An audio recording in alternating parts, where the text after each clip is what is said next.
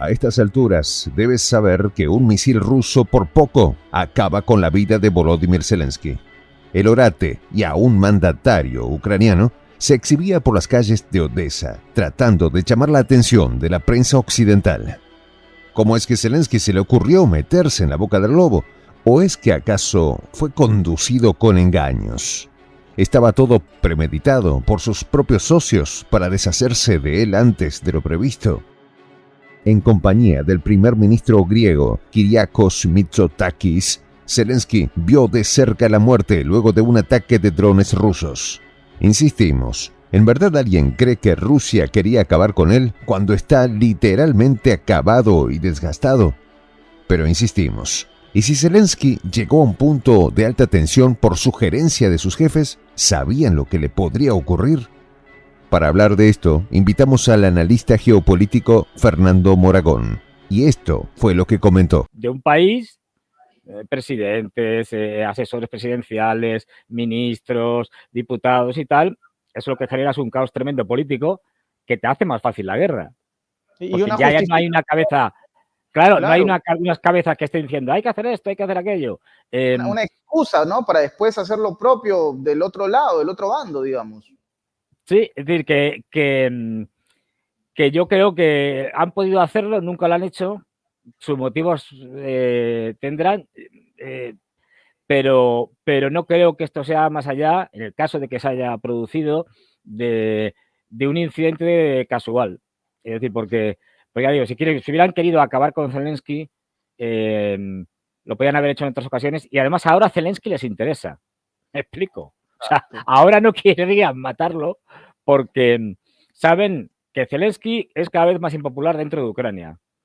Que Zelensky está acorralado y que por lo tanto está en pánico, cometiendo muchos errores. Que Zelensky está por mantener la línea militar de que hay que defender cualquier punto de la línea del frente a cualquier precio, a cualquier coste humano. Cosa que es con lo que quieren los rusos. Exacto. Están encantados con esa línea. Y finalmente... Disculpa que te corte, Fernando. Sí. Pero, y, a ver, si soy, tal vez tuvieras de repente demasiado mal pensado, pero me pongo en esta teoría, ya de repente muy alocada, de repente lo que digo, me van a perdonar si está ya muy deschavetado. Pero ¿no será que alguien con intenciones perversas trató de llevar a Zelensky a un contexto bastante complicado en el cual podría resultar lastimado? Alguien que, no sé si con engaños, puede ser. Si con engaños, condujo a Zelensky a la boca del lobo, a sabiendas de que, bueno, entiendo yo que desde el otro lado también debe haber un servicio de inteligencia que está a la expectativa de cuáles son los puntos que podrían ser atacados, ¿no? Entonces, ¿no será que alguien con engaños, con timos, trató de llevar a Zelensky hacia su propia muerte, sabiendo lo que esto podría haber generado?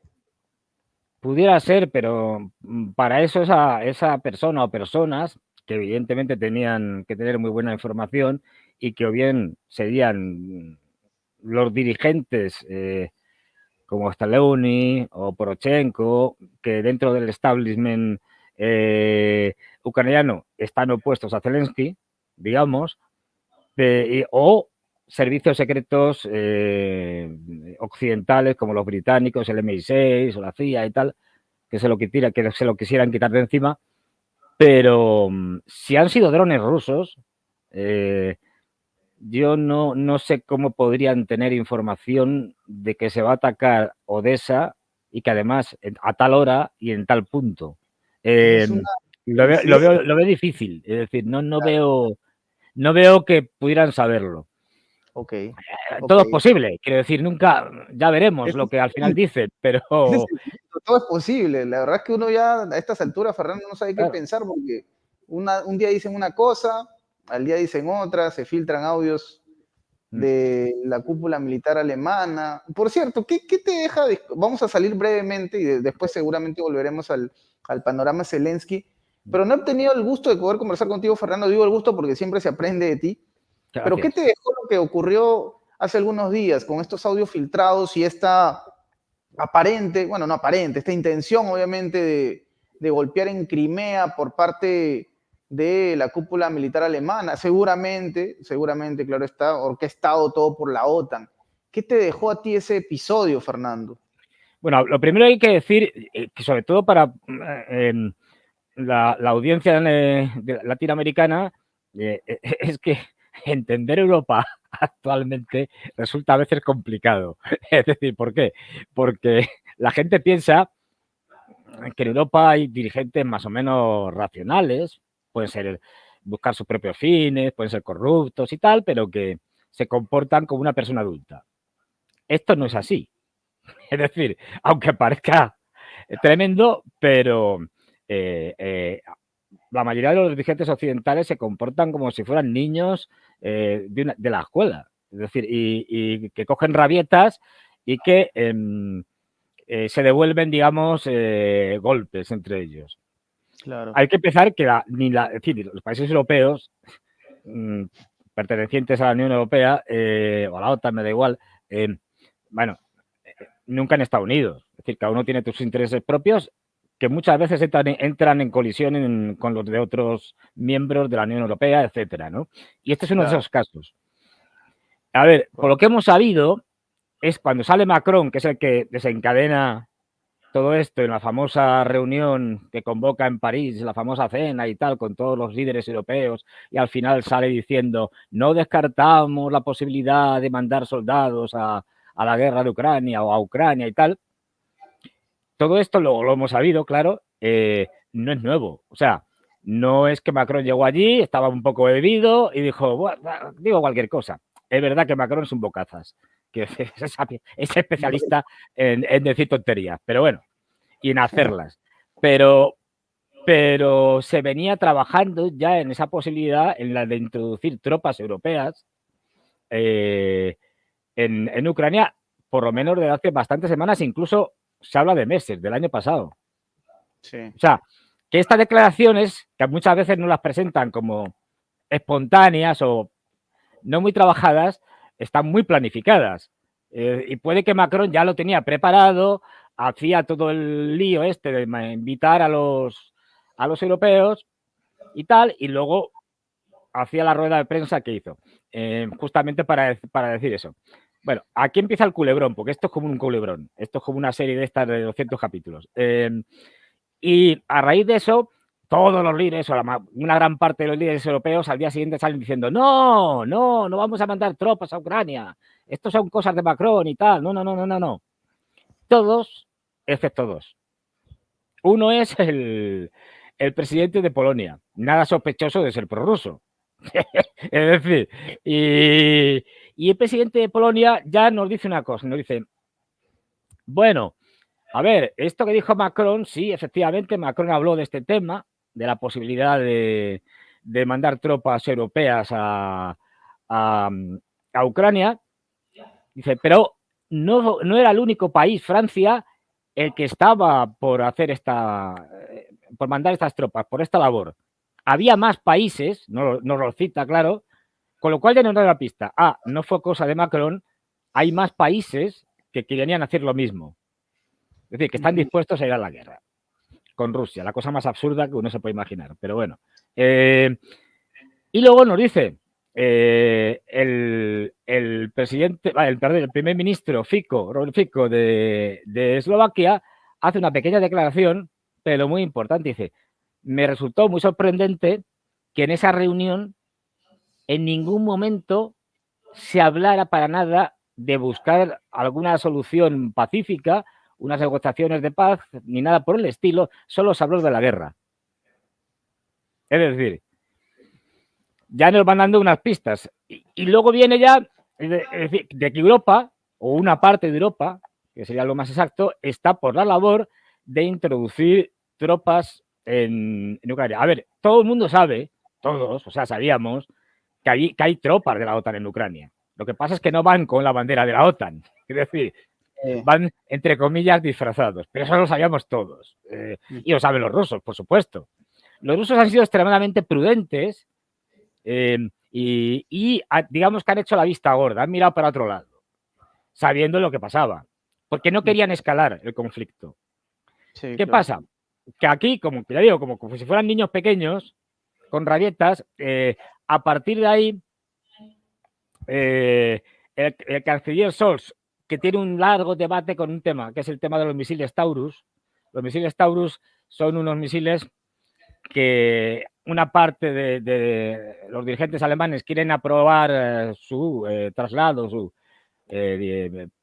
préstamo a los ucranianos para que sean usados. Pero tienen un problema, que es que los misiles Taurus alemanes alcanzan 500 kilómetros. ¿Qué pasa? Que los rusos ya dijeron hace mucho tiempo, en su momento, que ese tipo de misiles es una línea roja y de las fuertes. Es decir, que están dispuestos a tolerar misiles de hasta 150 kilómetros, pero no más. Y de hecho, los famosos HIMARS norteamericanos, o HIMARS, como se diga, norteamericanos, antes de trasladarlos a Ucrania, les hicieron unas modificaciones para que en ningún caso, si se le ponía munición de más alcance de 150 kilómetros, no funcionaran. Ok. Entonces, este es el contexto, ¿no? Entonces, muy harto de las presiones de los franceses, de los británicos, para que manden